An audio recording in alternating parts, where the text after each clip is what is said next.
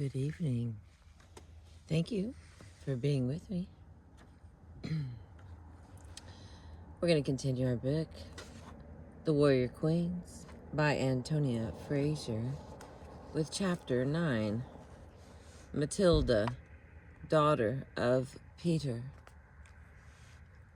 The daughter of Peter and the faithful handmaid of Christ.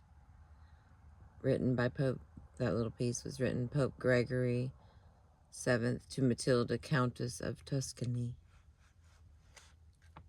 Oh, and here it goes.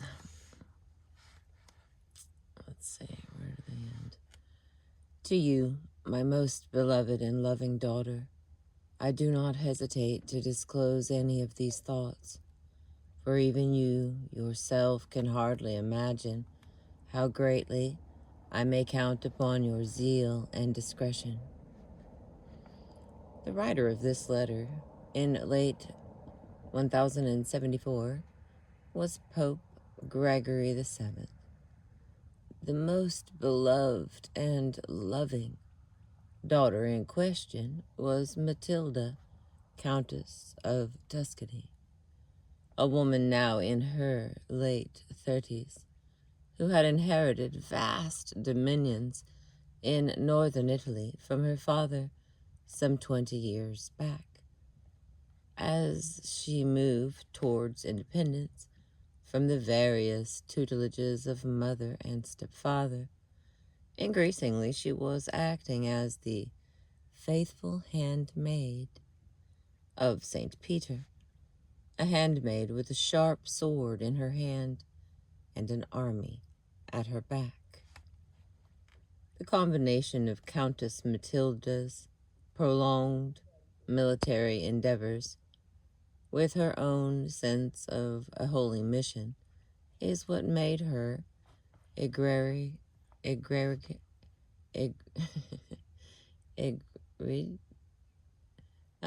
her super duper among her contemporaries.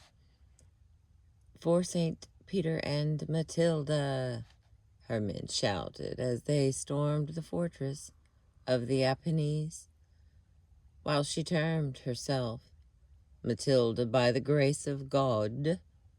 It also inspired their admiration if they were on the same side. The approval which Matilda received from her allies and subordinates based on her gender, not despite it, clearly related to the apparently holy nature of her chosen role. The pious Christian Matilda would not have relished a comparison to pagan Boadicea.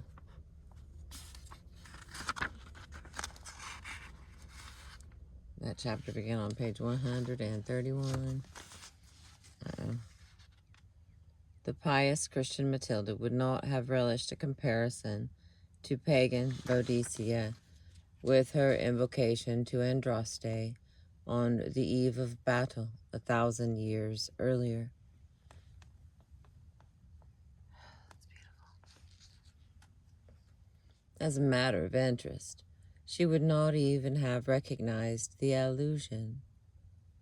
Penthesilea was not forgotten, and Matilda would receive the usual ration of such comparisons to the Amazon queen.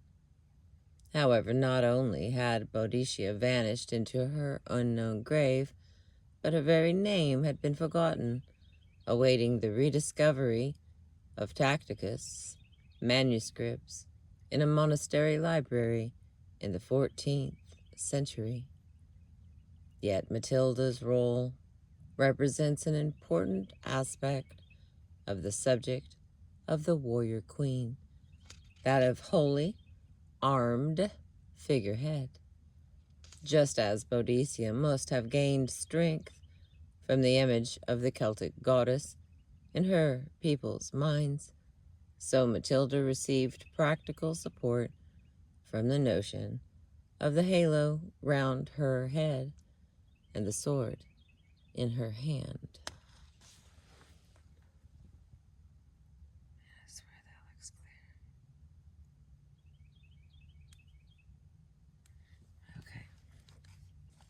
Not surprisingly, it was just this shining white garment of virtue, which Matilda's political enemies sought to defile. Calumnies included the suggestion of a carnal relationship with the Pope, and the suggestion that the chaste Matilda actually had one of her husbands killed, and possibly her children as well. This was a deliberate attempt to counteract the undoubted propaganda value to the papal side of the images of Countess Matilda, both pure and powerful, encouraging her troops to the rescue of the Holy Father. The scandals, as well as the paeans of praise, bear witness to the successful possibilities inherent in the idea of the armed female saint.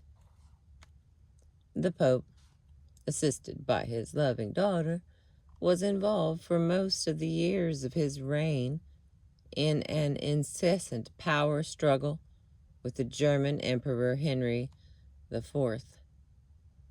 From the point of view of the Countess Matilda, it was an armed struggle, which over 30 years would have enabled her to have claimed, with Schiller's Wallenstein, "Our life was but a battle and a march."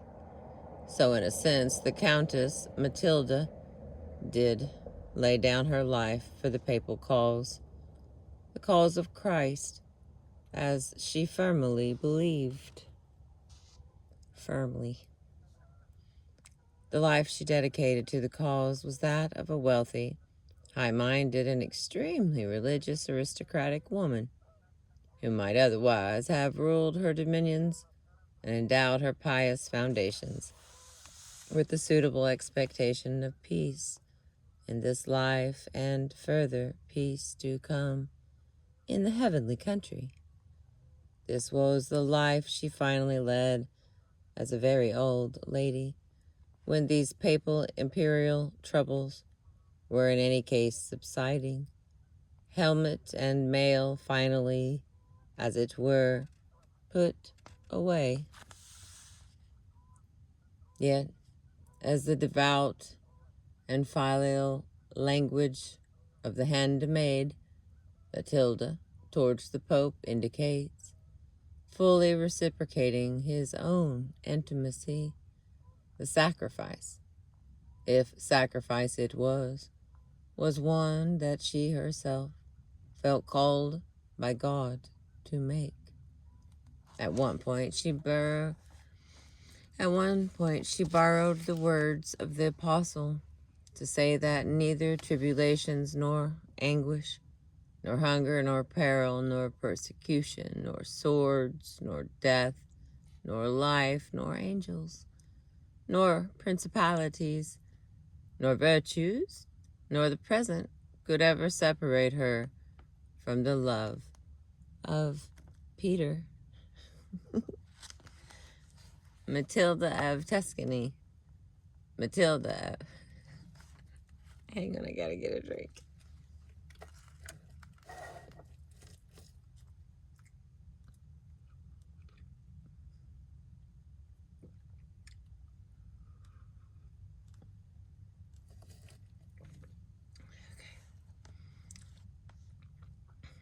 Matilda of Tuscany, Matilda of Canossa, as she is sometimes known, was born in about 1046, somewhere in northern Italy.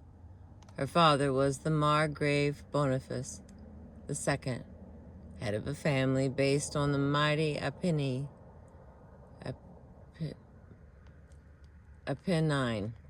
fortress of Canossa, and invested with the office of Margrave by the Roman Emperor cum General King Conrad II in 1027.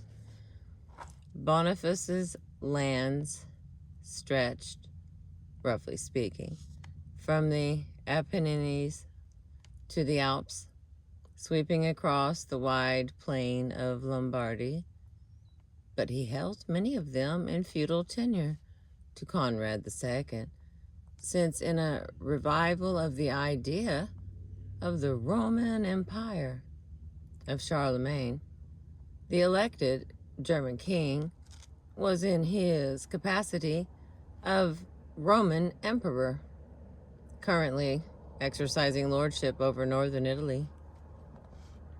Charlemagne's Roman Empire had been conferred on him in 800 by the Pope and brought back for the German kings in the middle of the 10th century. Officially, therefore, Conrad, like other German kings of this period, owed his position in Germany to election by the German princes, while he had to be crowned by the Pope as Roman emperor. That, at any rate, was the theory of the thing. Whew, that was complicated right there.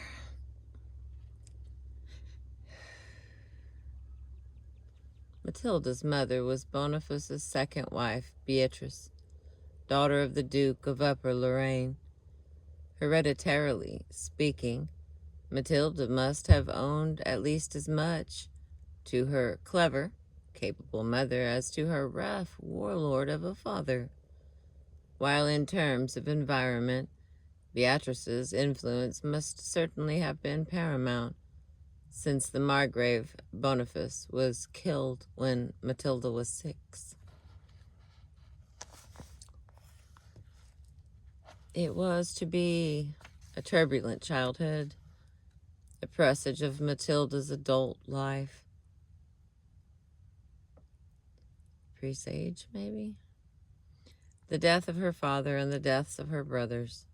Their precise number is in question, but the relevant point to Matilda's story is that they did not survive, left Matilda, theoretical heiress of Boniface's extensive lands.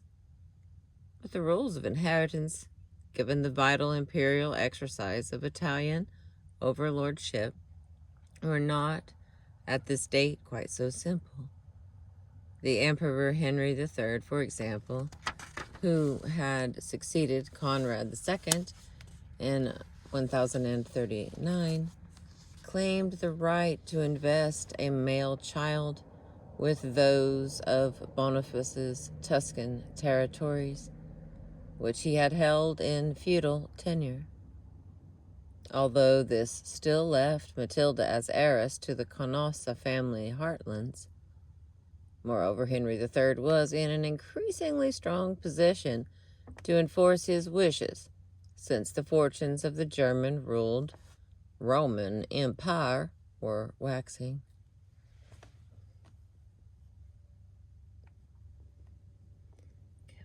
I'm going to move you a little bit here, fellas. Hang on. Okay, let's get you off that. There we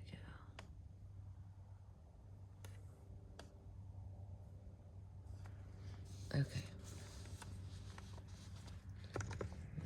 Great.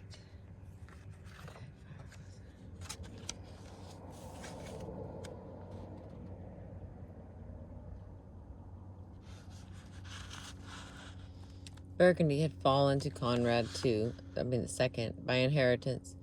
Henry III himself had extended his sway over Bohemia, Bavaria, and Hungary, as well as over the Normans in the south of Italy. In any case, the question of female inheritance in this age, dominated by force, turned more on practicalities than on theories. Where an heiress was concerned, her husband would tend to exercise her military obligations because he was judged physically capable of doing so, although she herself might literally inherit and later transmit possession of her lands to her children. Similarly, where kingdoms, duchies, and counties were at stake, a female's ability to inherit in fact rather than theory often depended on what masculine support she could muster. This is illustrated by the story of the fight for the English crown between Stephen and his cousin Matilda, or the Empress Maud, to be considered in the next chapter. By modern rules of descent, Maud, the king's daughter, had a better claim than her first cousin Stephen, son of the king's sister. But, as will be seen, such a claim was not necessarily upheld if it could not be enforced. The need for strength, or at least protection, and marriage for the sake of protection, these were the elements which dominated the lives of women and little girls in high positions, as the need for strength and powerful allies dominated the lives of their menfolk. Under these circumstances, the swift remarriage of Matilda's mother, Beatrice, to her cousin Duke Godfrey of Upper Lorraine, a year after Boniface's death, is easily understood. Although by choosing a husband who was at the time in open revolt against the German emperor, she was hardly likely to achieve a reconciliation in that direction.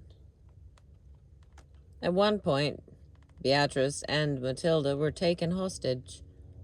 It was not until after the death of Henry III in 1056 that some kind of political calm was temporarily established. The new Emperor Henry IV was another child. At 6 years old, he was 4 years younger than Matilda, and the regency was left in the hands of his mother, the Empress Agnes. The conditions of Matilda's own life became less perilous. Duke Godfrey, no longer considered a rebel vassal, was allowed, together with her mother Beatrice, to govern Matilda's estates during her minority. Where the chronicles of her education are concerned, naturally, the tomboy syndrome is found to be at work. Matilda, like Zenobia, was said to have been eager to learn martial accomplishments to the detriment of traditionally female arts like embroidery. Disdaining with the virile spirit the art of archery, she seized the spear of Pallas, wrote Bedrani in 1666. Ardunio della Pallada, later a general, was said to have taught her to ride like a lancer, spear in hand, to bear a pike like a foot soldier, and to wield both battle-axe and sword.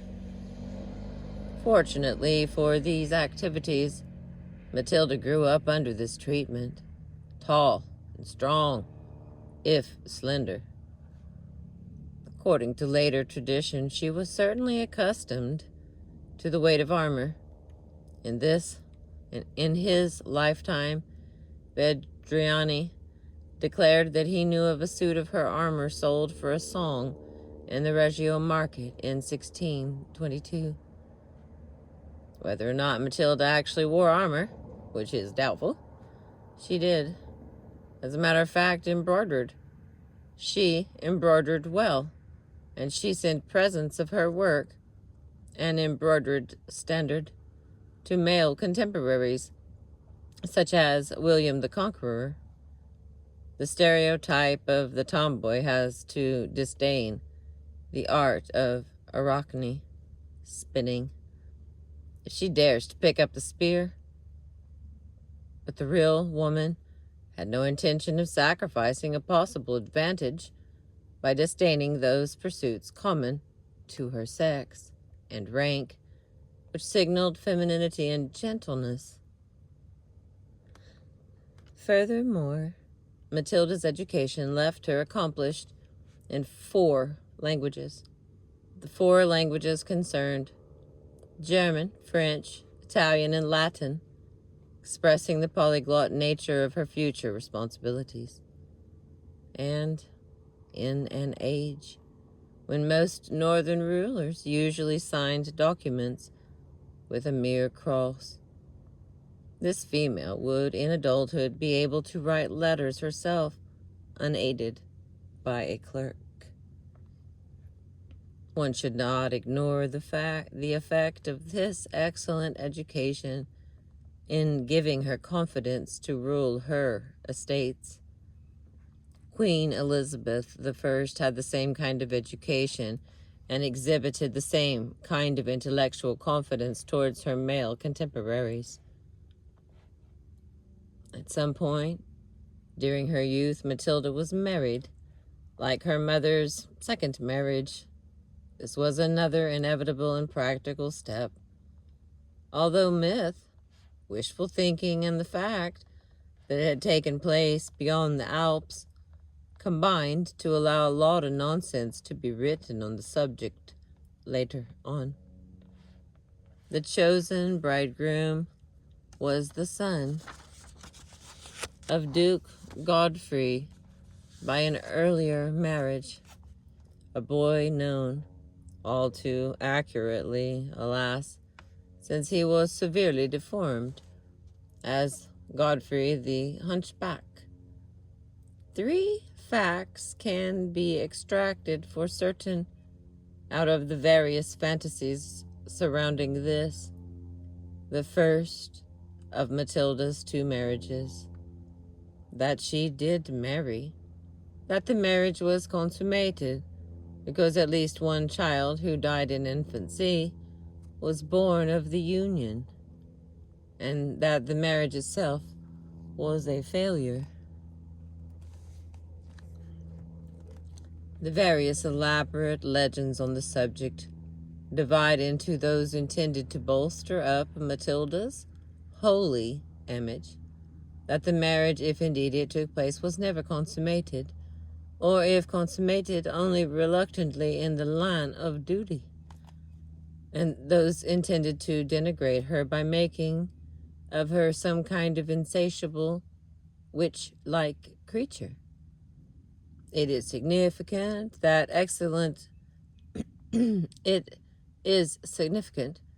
exactly the same kind of legends, the chaste syndrome versus the veracity syndrome, attached themselves to Matilda's second marriage, the age of 43, to Welf of Bavaria.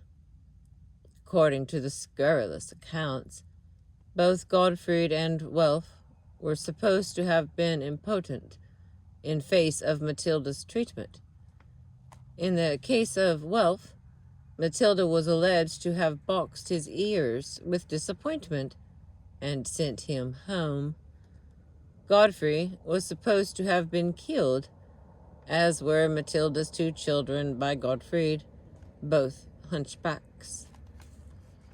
On the other hand, Paya's story has Matilda cropping her hair deliberately short on her wedding night, adopting a hair shirt, and then starkly inviting her husband to a joyless but dutiful coupling for the sake of the dynasty. Come, let us to our union. It is possible, of course, that the 2 versions, Lubricus and Pius, actually bear some relation to each other. One cannot help observing that Matilda's wedding night tactics required a delicate balance to be struck between performance, desirable, and pleasure, undesirable, in which there may have been an unfortunate degree of miscalculation on her part. On the subject of Matilda's chastity, 2 important sources for her life unite in following a more moderate course. The Vita Matildis is a long biographical poem in Latin by the Countess's chaplain Danazio. Nope. Donizeau, which he intended to present to her personally. Her death intervened, and the poem was published later.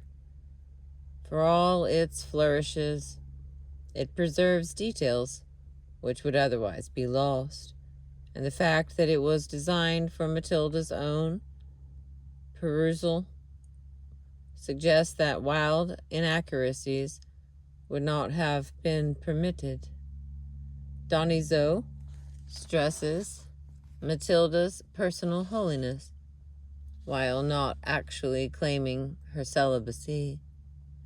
Rangerius, biographer of Anselm of Lucca, Matilda's spiritual advisor, takes the same line. Matilda, he wrote, was not keen on the carnal aspects of matrimony. Nevertheless, her mother's exhortations prevented her from committing herself to the deep religious desire for chastity, which was, in her case, no longer permissible in view of the obligations she had assumed. Donizeau and Rangerius, between them, put forward a plausible picture. It is certainly more plausible, if less exciting, than that of a 18th century Italian work, for example, with the full wind of myth in its sails. Matilda, embellished with all the virtues, had the rare destiny of causing lilies to bloom among her martial laurels, and these she bore ever unharmed to her tomb, wife and widow to be sure, but always a virgin too. Matilda's marriage, for which she had not felt much enthusiasm in the first place, given the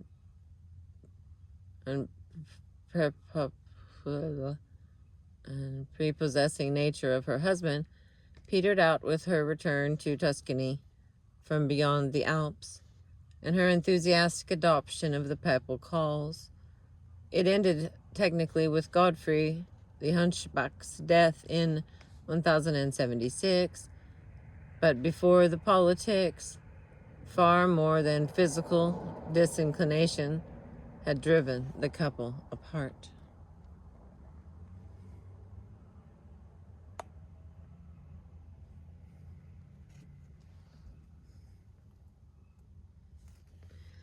Okay.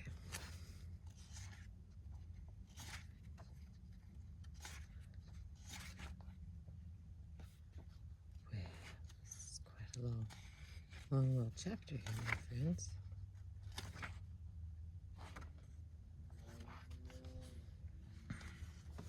How far? Oh, really, 28 minutes. Okay. The politics which transformed Matilda from a dissatisfied but dutiful wife into the right-hand woman warrior of Pope Gregory VII were painted in theory on a broad canvas of noble aspect. The 11th century witnessed that great battle between Pope and Emperor to exercise jurisdiction over each other and each other's subjects, which had at its heart the relative importance of church and state in directing men's lives. 2.5 centuries later, Dante would suggest in De Monarchia that the divine plan for the government of the world consisted of a universal emperor acting in harmony with a universal pope. Man had a twofold end, both spiritual and temporal, and thus needed a twofold directive power to achieve it, to wit, the supreme pontiff to lead the human race in accordance with things revealed to eternal life, and the emperor to direct the human race to temporal felicity in accordance with the teachings of the philosophy. Nothing like this ideal was, however, established in the lifetime of Matilda. and there were some murky details in the corners of the broad canvas of church and state. Excuse me. As emperors deposed popes to set up rival popes in Holy Rome, and popes interfered with German affairs by declaring emperors excommunicated, which might result in their own disposition. Their motives might be construed as spiritual, the preservation and purification of the Church of Christ, or they might be seen as the less sympathetic ones of power-seeking and power-broking.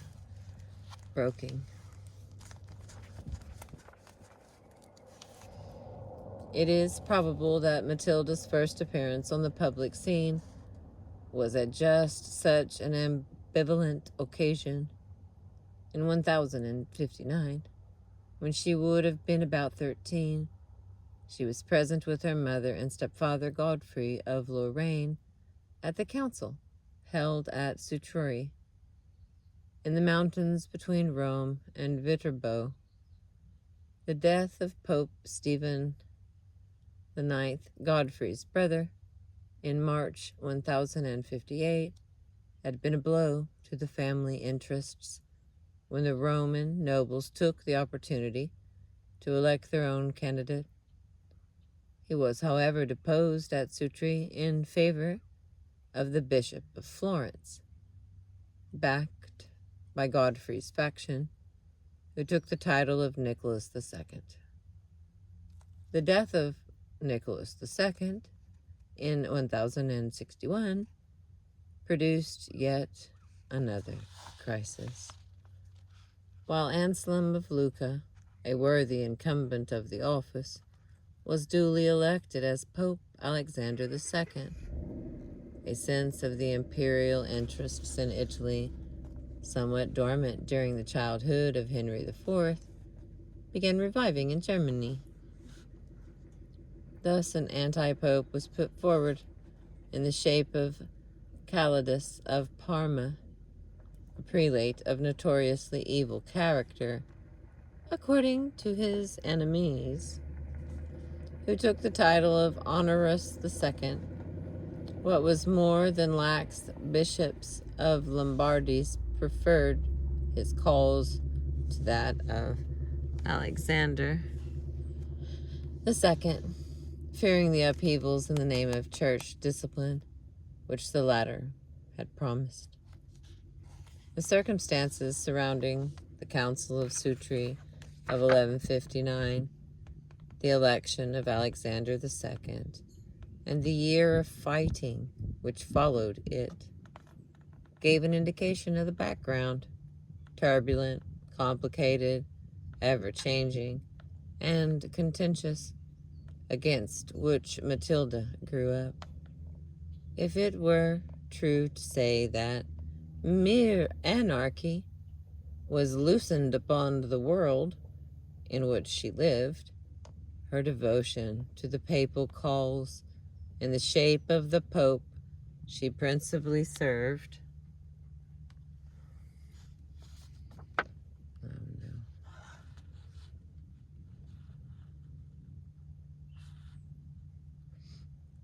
If it were true to say that mere anarchy was loosed upon the world in which she lived, her devotion to the papal calls in the shape of the Pope she principally served, Gregory VII, was the natural reaction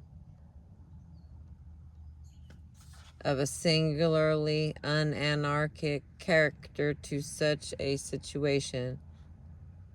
Was, however, to be over a decade before the papacy was so vigorously incarnated. In the meantime, Matilda was learning the arts of battle. So far as one can piece together her story, she made her first foray on the battlefield at the side of her mother, defending the interests of Alexander II against those of the schematics. Schematics in 1061, shortly after his election. The 17th century account is eloquent. Now there appeared in Lombardy at the head of her numerous squadrons the young maid Matilda, armed like a warrior, and with such bravery that she made known to the world that courage and valor in mankind is not indeed a matter of sex, but of heart and spirit. Matilda was also probably present in 1066, when her stepfather finally put an end to the Roman and Norman support for the anti-Pope Honorius II. At the Battle of Aquino, at which Godfrey of Lorraine defeated the Normans, she is even said to have shared the command of 400 archers with the general Arduino, although this is surely an exaggeration. According to Vedriani, Matilda was by now generally seen as the new Bellona among the armed companies. But although there are later reports to establish Matilda's presence at various military engagements in the 1060s, in the cause of Alexander II, it seems unlikely that she had carried out any kind of real military command before the death of Duke Godfrey in 1069. The metaphors of strife and battle used by commentators on both sides at the time make it difficult, except in the case of Sorbara, to be certain when Matilda actually led her men, as opposed to commanded them. This was the effective moment, 1069. This was the effective moment in Matilda's life when, aided by her mother, she began to exercise proper authority in Italy, in the absence of any male figure able to stop her. Her husband, Godfrey the Hunchback, battled on in Lorraine. Physical disability did not prevent him being a adultery fighter, but increasingly failed to support Matilda in Italy with reinforcements. The fact was that Lorraine was beginning to turn away from the papacy back towards the imperial cause, just as Matilda's own commitment became yet further strengthened by the election of a new pope.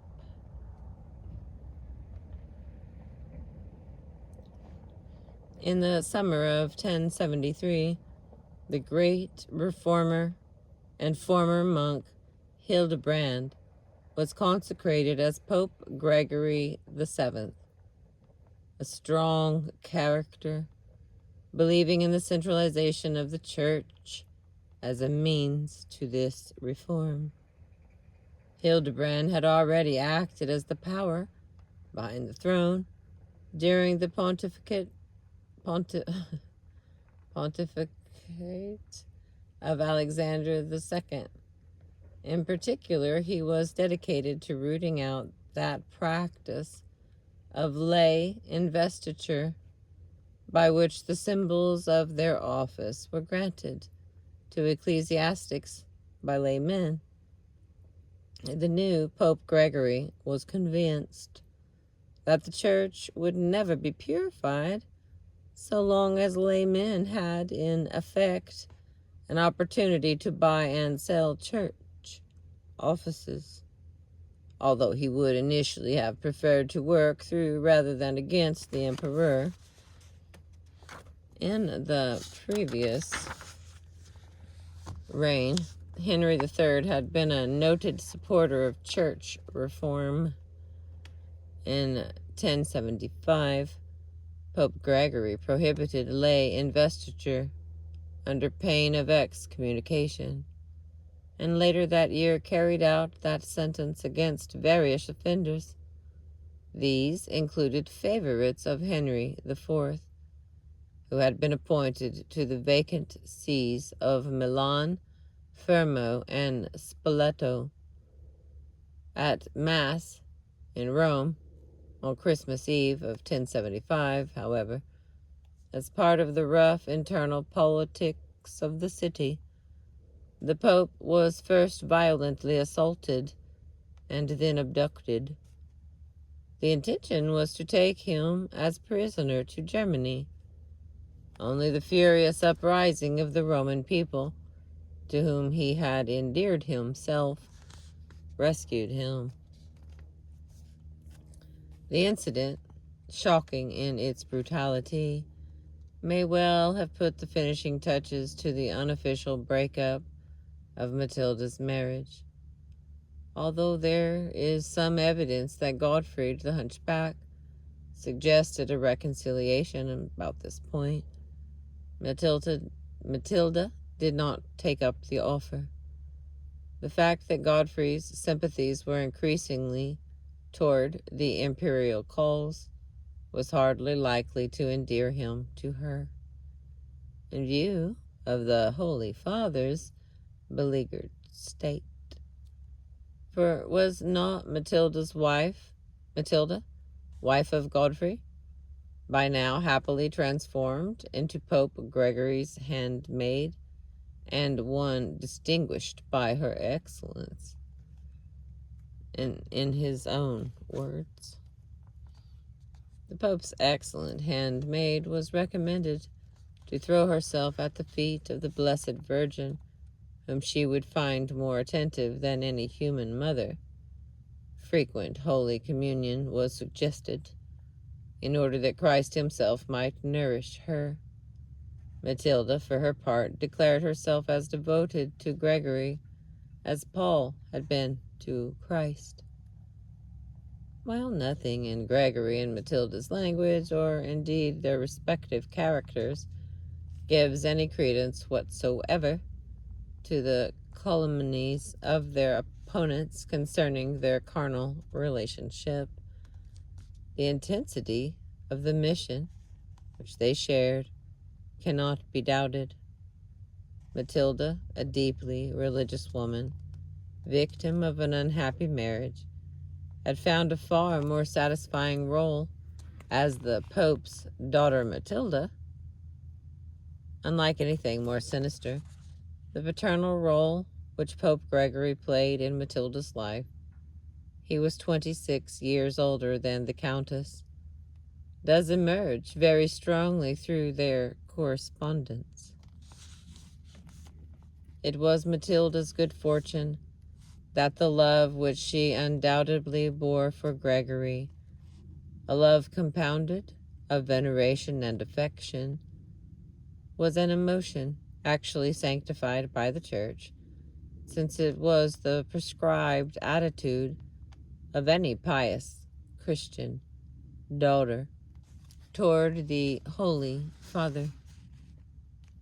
Writing of a period many, many centuries before the emergence of psychoanalysis, it is fruitless and anachronistic to probe further into the sexual elements which may have lurked into this daughter's passionate devotion to her father, since if they existed, Matilda herself would have been quite unconscious of them. To make a more pagan allusion, however, Matilda's reporting of her military victories to Pope Gregory sometimes reminds one of Wagner Brunhilde reporting her triumphs to her godly father, Wotan. It was Anselm of Lucca, her spiritual advisor, who commented that Matilda combined the will and energy of a soldier with the mystic and solitary spirit of a hermit. Fighting for the head of the Church gave an opportunity to fulfill both sides to her nature. Marriage to Gottfried the Hunchback, on the contrary, not even solid in his support of the papacy, gave her an opportunity to fulfill neither. At all events, 1076 was to be a dramatic year in Matilda's life, as well as in the fortunes of the papacy. Matilda found a new independence. Godfried was killed in Antwerp in February, and her mother Beatrice died in April. Ironically enough, the fact that Matilda's child or children by Godfried had died in infancy added to this independence, since Matilda had no male heir to challenge her position. At the same time, the Emperor Henry moved against the pontiff. At the Council of Worms in January 1076, he had renounced obedience to Hildebrand, now not pope, but false monk, and declared him deposed. Lastly, and most dramatically of all, Gregory employed the most powerful weapon at his own command in retaliation. A mighty one indeed, that of excommunication.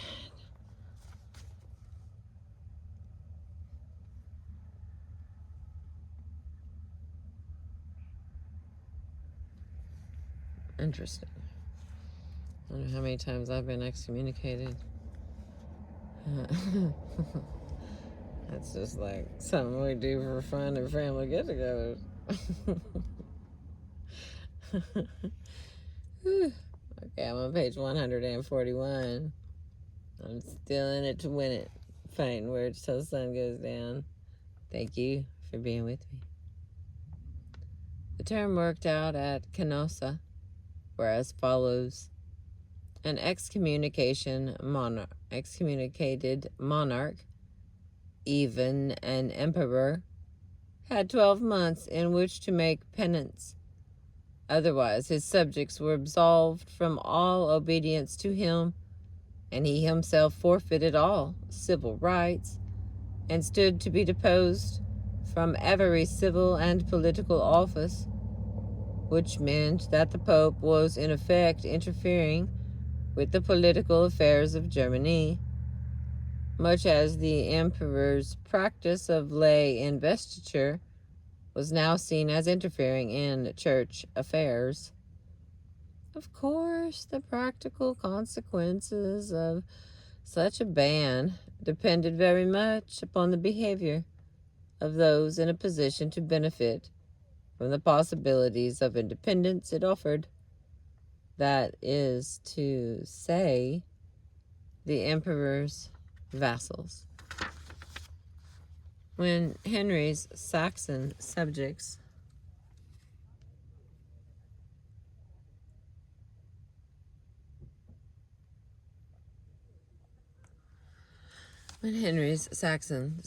used the excuse to rise up in revolt against, for they had rebelled earlier, they made it unpleasantly clear what the consequences were likely to be, including the most hideous possibilities of all, the election of another king of Germany. So as Henry's other vassals began to fall away from him, the stage was set for that celebrated scene of political and politic repentance at Canossa, Matilda's Apennine fortress, in January of 1077.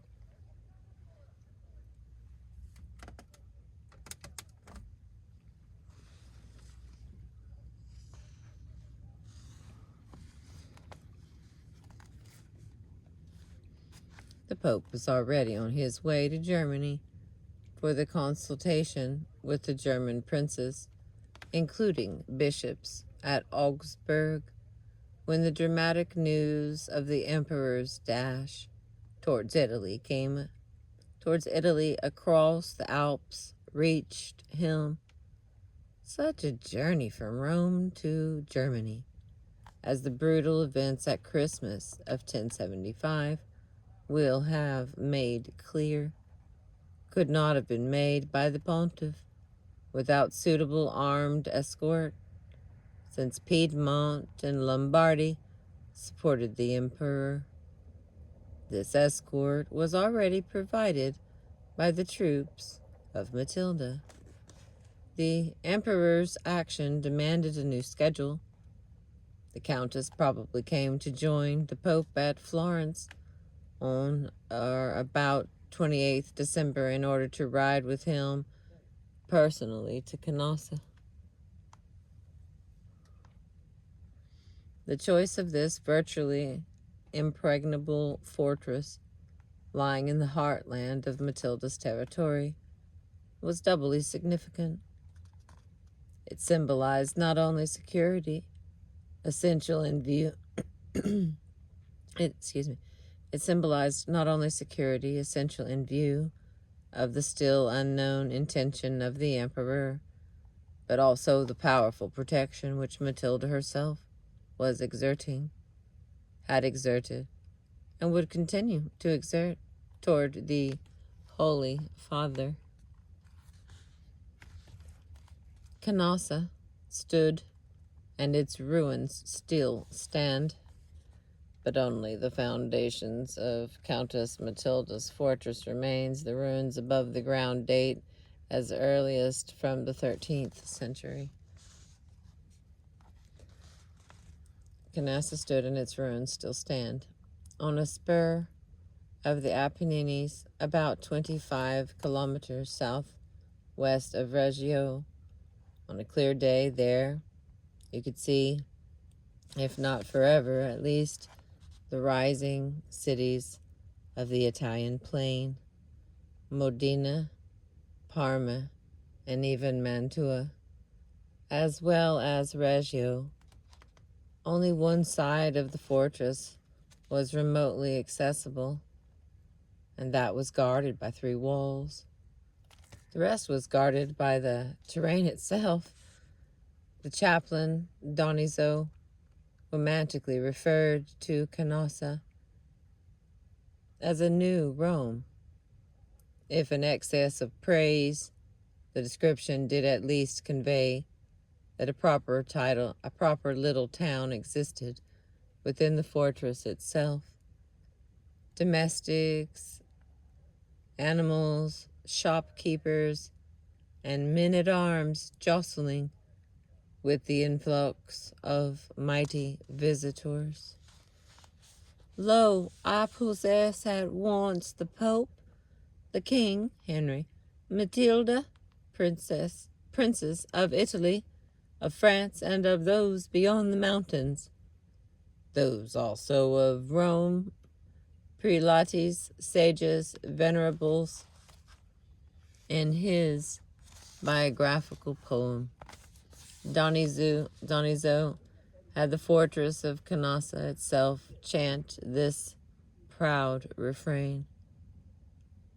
Among the prelates present to be listed, also among those notables, was Hugh, the celebrated abbot of Cluny, that Benedictine monastery in Burgundy, which was one of the sources of the movement for the spiritual reform of the church. He was accompanied by his secretary Odo, later as Pope Urban II, to be Matilda's second guiding Holy Father. Then there were the unhappy German clergy, who by participating in the Council of Worms had risked anathema themselves. The emperor's relations came also to ask for mercy. Henry IV probably made his first stop at Matilda's outlying sentinel fortress of Bianello. There the countess visited him, accompanied by Abbot Hugh. From his point of view, a quick absolution was essential if he was to shore up his political situation in Germany. The emperor besought the intervention of both. Abbot Hugh had been made his godfather by Henry III, in order that he might be relieved at once of his excommunication. According to Donizeau, the emperor believed, and Abbot Hugh confirmed his belief, that Matilda's intercession was the best hope of melting the hard papal heart. "Plead for me, cousin." Matilda was second cousin to Henry IV through her mother Beatrice of Lorraine. "Plead for my forgiveness with the Holy Father. Go, therefore, to him, O most valiant cousin, and make him bless me again.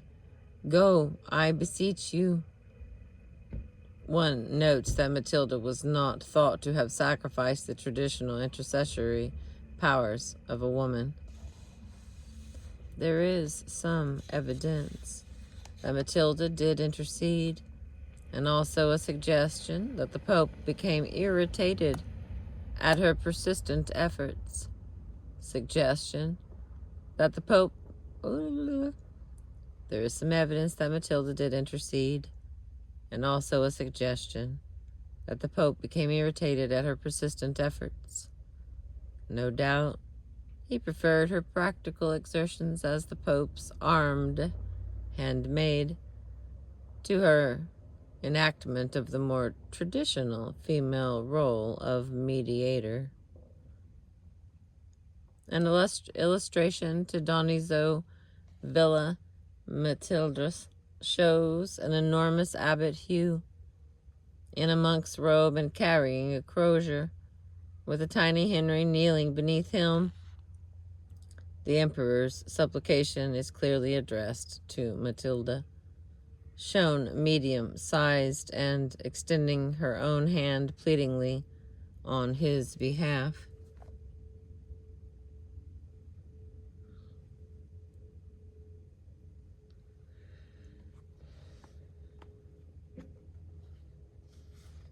Okay, hang on. Gregory did not, in any case, grant the emperor the speedy relief he desired, sending messages instead regarding the forthcoming Council of Augsburg. So the emperor's situation was not shored up, or not for the time being. Instead, in the freezing weather, the winter of 1076 and 1076 into 1077 was exceptionally severe. The emperor was obliged to stand barefoot in a coarse woolen penitential garb outside the gates of Canossa itself, fasting for 3 days, from 25th to 27th of January. There he stood during the hours of daylight, a visible symbol of imperial penitence. From time to time he knocked on the doors of the fortress, and still he was not admitted. Inside Canossa, the Pope, silent and as it seemed remorseless, remained in the imagination of the world as the invincible symbol of papal determination. To some, he stood for more than that. The whole matter of the excommunication, with its concomitant of interference in German affairs, was to many minds dubious in canon law. This was not apostolic severity, but rather the cruelty of a tyrant, Gregory himself admitted in his subsequent account of the episode to the princes and the bishops of Germany. He did not cease to implore, with many tears, the apostolic clemency, so that all present were found marveling at our unusual hardness of heart. But outside Canossa, while still under ban, Henry, for the time being, had no choice but to persevere.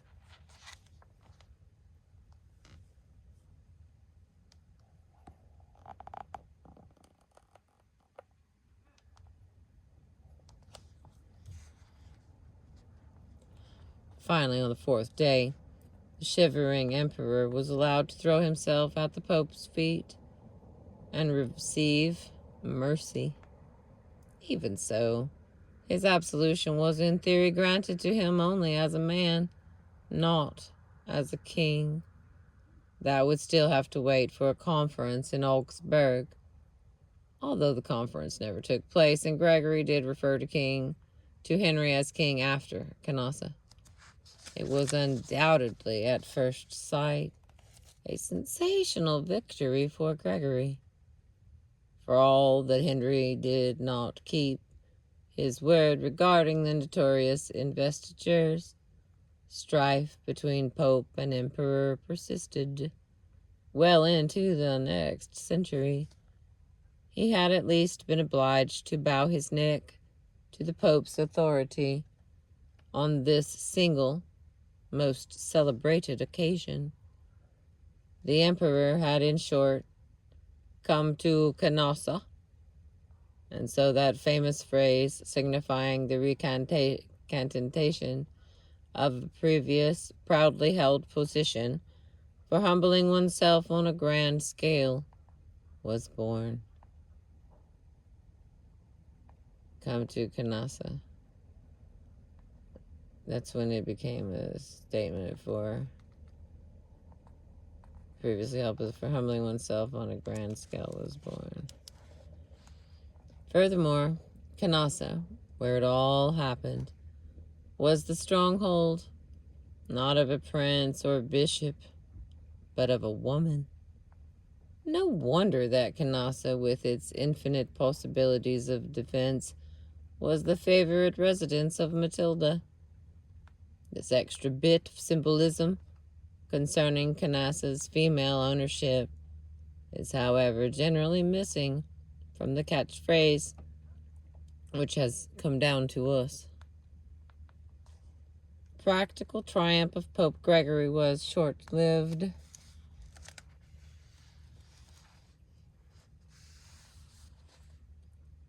The last years of his life